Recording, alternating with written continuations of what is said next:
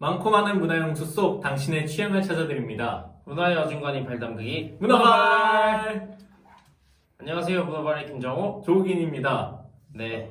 네. 저희가 오랜만에 극각 공놀이 콘텐츠로 네. 찾아왔습니다. 너무 오랜만이라 어떻게 될지 모르겠지만 빠르게 주제로 넘어가 볼까요? 그럼요. 네. 오늘 주제는 무엇인가요? 어떤 주제로 극각 공놀이 콘텐츠를 준비하셨나요? 제가 맨유 팬인 거는 이미 그 팀 소개 영상에서 제가 밝혔잖아요. 아, 그쵸. 그래서 제가 이제 요즘 고통을 많이 받고 있는데 그쵸. 한 줄기 빛이라고 할 수 있을까요? 오, 빛이 있나요? 빛이라고 생각할게요. 아, 그럼요. 네. 또 며칠 전에 네. 겨울 이적 시장이 이제 마무리가 됐잖아요. 그렇죠. EPL은 마무리가 됐죠. 그쵸. 그때 또 맨유의 한 줄기 네. 빛이 이제 빛이 될지는 모르겠지만 어쨌든 네. 그래서 지금 저희가 얘기해볼 주제는 이제 지난 1월 31일 날 딱 들어온 따끈따끈한 신입생 맞아요. 아주 따끈따끈하죠 지금. 브루노 페르난데스에 대한 얘기를 좀 해볼 건데요. 사실 브루노 페르난데스가 들어온 지 3일밖에 안 됐어요. 지금 오늘 촬영일 기준으로. 그쵸. 근데 어제 열린 울버햄튼과 리그 25라운드 경기에 선발 출장했단 말이죠. 바로. 네. 그만큼 급했군요 맨유가. 그쵸. 저는 사실 이 브루노 페르난데스를 영입했을 때 한 뭐 다음 경기나 아니면 이번 경기에 나오더라도 교체 선수로 나오지 않을까라고 조심스럽게 예상을 해봤는데 그쵸 보통은. 네, 솔샤르 감독이 이제 경기 전에 인터뷰에서 브루노 페르난데스가 어쨌든 스포르팅에서 뛰다가 왔잖아요. 그러니까 경기 감각에 대해서는 문제가 없다. 아, 그래서 바로 투입. 그 속내는 이런 게 있지 않았을까요? 네. 우리 그만큼 급하다 지금. 그쵸. 누구 지금 기다릴 만큼 여유 있지 않다. 맞아요. 지금 중원에 구멍이 너무 많거든요. 그 얘기는 다음에 하고 지금 그쵸. 네. 네, 지금 그래서 오늘 할 얘기는 바로 맨유의 새 얼굴 브루노 페르난데스 데뷔전. 어땠나? 네. 네. 이 경기가 되게 어떤 느낌이었냐면 브루노 페르난데스의 자기소개서 같은 느낌? 브루노 페르난데스라는 선수가 어떤 걸 잘하고 어떤 게 또 안 되는가를 보여준 경기가 아닌가. 아무래도 말씀하셨듯이 팀에 합류한 지는 오래되지 않았기 때문에 네. 아무래도 그 본인이 가지고 있는 개인 기량을 그쵸. 좀 경기에서 많이 보여주지 않았을까라는 네. 생각이 드는데요. 네. 어떤 게 좋고 어떤 게 좀 안 좋았나요? 일단 이 선수를 처음 영입한 이유 자체가 이 선수의 찬스 메이킹과 득점, 골 냄새를 맡는 그런 능력 때문에 이 선수를 영입을 한 거였거든요. 그런 거를 여실히 보여준 경기가 아니었나. 사실 이 선수가 이제 공격형 미드필더 자리에 나왔어요, 이번에. 네, 공격형 미드필더 자리에 나와서 굉장히 실험적인 패스, 공격적인 전진 패스를 많이 뿌려줬거든요. 그러니까 뭐 마샤를 향해서라든지 아니면 다니엘 제임스를 향해서 나가는 그런 패스들이 확실히 기존의 맨유 미드필더 진에서는 볼 수 없었던 그런 공격적인 패스들이 많이 나갔고 그리고 이제 이 선수가 이 경기에서 맨유 선수들 중에서 슈팅을 가장 많이 기록했어요. 근데 이 슈팅하는 지역을 보면은 이제 다 그 페널티 박스의 바깥쪽 약간 중거리 한 20m 정도의 거리에서 중거리를 많이 때렸거든요. 우리 게임에서 자주 하는 네. 대중거리 존. 네. 그 중거리 존에서 슛을 많이 때리는데 이 슛이 굉장히 강하게 나가는. 그래서 골문을 향해 자주 나간다. 네. 강력한 슈팅을 많이 때리고 그 다음에 어제 프리킥을 찰 때도 전담으로 프리킥 키커까지. 야, 들어오자마자. 그러니까 확실히 이 선수가 킥력이랑 패싱 능력은 인정을 받았다.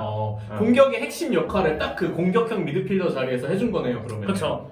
그러니까 사실 이 선수가 그래서 지금 이제 맨유가 가장 부족한 부분이었던 공격형 미드필더를 채우면서 오히려 레시포드가 복귀하고 레시포드나 마샬이나 다니엘 제임스 같은 발빠른 공격수들한테 패스를 뿌려줄 수 있는 그런 역할을 했지 않을까라는 기대를 하게 됐습니다. 그리고 이 선수의 장점이라고 또 뽑을 수 있는 거는 제가 봤을 때 패스를 주고 이게 돌아서 들어가는 오프 더 볼이 좋다. 이게 패스를 주는 것뿐만이 아니라 본인이 준 다음에 또 그 공격 기회를 창출해내는 그런 역할을 충분히 할 수 있는 거거든요. 그렇죠. 마타 같은 경우에는 좌우로 뿌려주는 패스들이 많았다면 이 선수는 이제 주고 들어가고 다시 받고 다시 주고 이런 좀 더 유기적인. 유기적인 패스워크를 할 수 있다?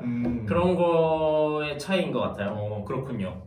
그럼 어제 그 활약은 어떻게 보면은 이것도 다음 경기를 확인해 봐야겠지만 네. 마타 선수와의 그런 유기적인 연계 과정에서 더 이렇게 돋보였을 수도 있겠네요. 그렇죠. 사실 이 맨유의 패스워크를 주도하는 포그바가 오래 못 나온 상황에서 브루노 페르난데스는 굉장히 좋은 패스워크를 보여줄 수 있는 선수 중에 하나로. 그렇군요. 이렇게 듣다 보니까 이 선수가 꼭 맨유뿐만이 아니라 지금 이런 장점만 들어보면은 기타 여러 팀에서도 다 이제 영입할 만큼 최고의 선수 거의 어떻게 듣다 보니까 약간 지네딘 지단이 생각나는 것 같기도 하고 지단은 좀 그러면서 이제 단점이 없는 선수가 아닌가라는 생각이 들기도 하는데 이렇게 물론 장점을 많이 얘기하겠지만 뭐 팬의 입장에서 봤을 때 뭐 단점도 있지 않겠습니까? 그럼요. 사실 단점은 참 치명적이라면 치명적일 수 있어요. 중원 미드필더 상태. 이 선수가 굉장히 홀딩 능력이 떨어진다라는 평가가 있거든요. 왜냐면 이 선수가 키는 한 180 정도 돼요. 뭐 근데 뭐 프로필상에 따라서 막 다르기도 하더라고요. 그렇죠. 뭐 축구와 신고세냐 아니냐. 180에 몸무게가 한 70kg, 60kg 정도. 굉장히 마른 편이네요. 그러다 보니까 이제 경기장 이 경기 화면으로 봤을 때도 굉장히 왜소한 체격을 가지고 있어요. 울버햄튼 같은 경우가 선수비 후 역습을 하는 팀이다 보니까 압박을 강하게 하잖아요. 그렇죠. 그러다 보니 공간이 좁죠.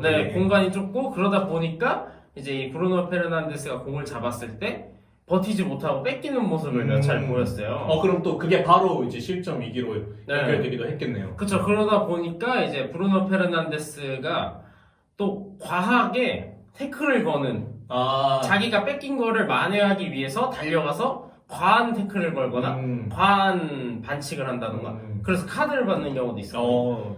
그러다 보니까 이제 이 선수가 자신의 홀딩 능력이 부족한 거를 알고 있는 것 같아요. 자기도. 그러다 보니까 좀 과한 태클을 하다가 자기가 부상을 당하거나 아니면 아예 퇴장을 당할 수도 있는 위험성이 있다. 브루노 페르난데스도 어떻게 보면은 그런 압박에 좀 얼마나 적응하느냐가 이 선수가 이제 향후에도 얼마나 그 성공적인 이제 시즌을 보냈느냐에 좀 달려 있지 않을까라는 생각이 드네요. 사실 EPL 하면은 몸싸움이다라는 말이 있잖아요. 그렇죠. 그러다 보니까 이제 이 선수가 어떻게 버텨내는가가 좀 귀추가 주목되지 않나라는 생각이 듭니다. 그리고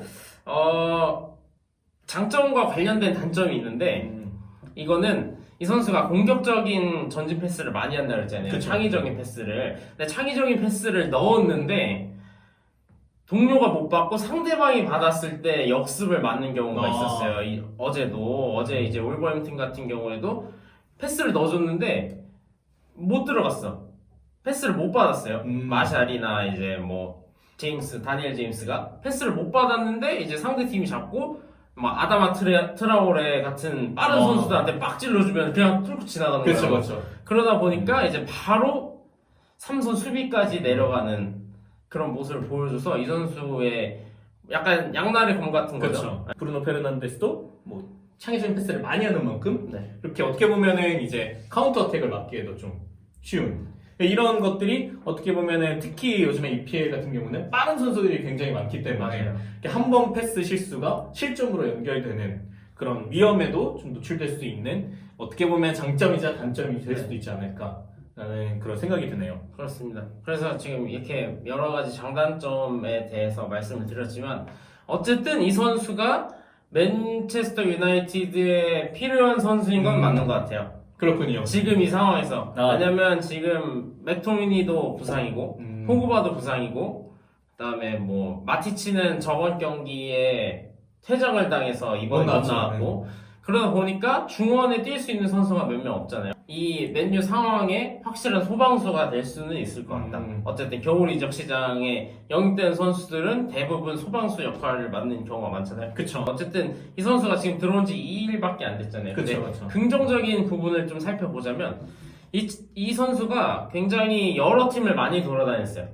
돌아다닌 경험이 많아요. 나이가 25살밖에 안 됐지만 돌아다닌 경험이 많고 그 다음에 스포르팅에서는 주장까지 했단 말이에요. 오, 25살에. 네, 그러다 보니까 어쨌든 팀원들과 이제 소통을 하는데 좀 자기가 그런 거에 대해서 많이 생각을 하는 것 같아요. 그래서 어제도 제가 하프타임에 보면은 프레드랑 이제 페레이라랑 같이 얘기를 막 계속 하는 라크룸에서 나오기 전에 막 얘기를 하는 경우를 봤거든요. 그러니까 어쨌든 프레드나 페레이라와의 이런 매치업이 많다 보니까 그런 패스에 대해서 뭐 조율을 많이 했겠죠. 그런 걸 보면은 이 친구가 이제 팀워크를 중요시하고 이런 뭐 경기에서 이기고 싶어하는 좀 열망이 있어 보였다. 리더. 네, 아무튼 이런 선수가 지금 맨유 선수단에 필요하다. 확실히. 네, 왜냐면 이런 선수가 없거든요 지금. 좀 더 이렇게 뭔가 강하게 팀을 융합시켜줄 수 있는 선수. 0대 0에 너무 만족을 해요 선수들이. 맨유 선수들은 한 골 더 넣을 줄 알아야 되는데 그런 위닝 멘탈리티를 강하게 조금 더 사실 그런 것들이 어떻게 보면은 조금 더 그렇게 강하게 이렇게 좀 동기부여를 해주는 사람이 있어야 되거든요. 어떨 때는 좀 강하게 책찍질도 하고 아니면 강하게 좀 독려도 해주고 이렇게 파이팅도 넣어주고 그런 사람이 필요할 텐데 어떻게 보면 브루노 페르난데스가 물론 팀에 온 지 얼마 안 됐지만 그러한 위닝 멘탈리티 그리고 또 팀의 동기부여를 할 수 있는 그런 선수가 또 되지 않을까라는 좀 기대를 걸어봐야겠죠. 네. 사실 제가 맨유에 이거는 그냥 제 사담인데 사실 브루노 페르난데스가 뭐 완전 이적 시장 초기부터 이적 시장 초기가 아니죠. 완전 여름 이적 시장 때부터 링크가 났었거든요. 그렇죠. 그리고 이번에는 맨 처음에 그 이적 그 이슈가 떴던 거는 브루노 페르난데스 측에서 맨유에 이적 제의를 했다는 얘기가 그게 기사에 떴더라고요. 그래서 그때 사실 브루노 페르난데스 굳이 왜 이 선수를 이 돈 주고 과연 돈값 할 수 있을까 이 선수가 이게 팬들 사이에서도 되게 그 의견들이 많았죠. 그런 생각이 있었는데 이 울버햄튼전 보고 이 선수 좋다. 나쁘지 않다. 제가 좋아하는 스타일의 선수가 될 수 있을 것 같아요. 그렇군요. 과연 정우 씨의 이 멘트는 얼마나 갈지 다음 경기 끝나자마자 2돈 주고 이런 놈을 내렸다고 그렇게 될 수도 있겠지만 안심히 바랄게요.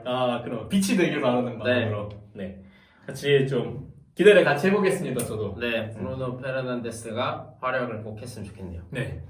이렇게 어떻게 보면 오랜만에 또 함께 이게 객각공놀이 컨텐츠로 이야기를 해봤는데요.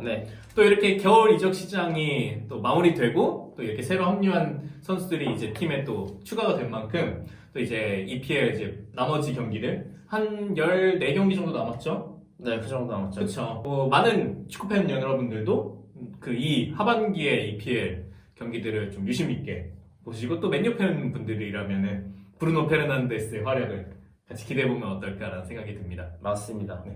저희는 그러면 여기까지 하고 다음에 또 더 재밌는 구기 종목 소식으로 찾아오도록 하겠습니다.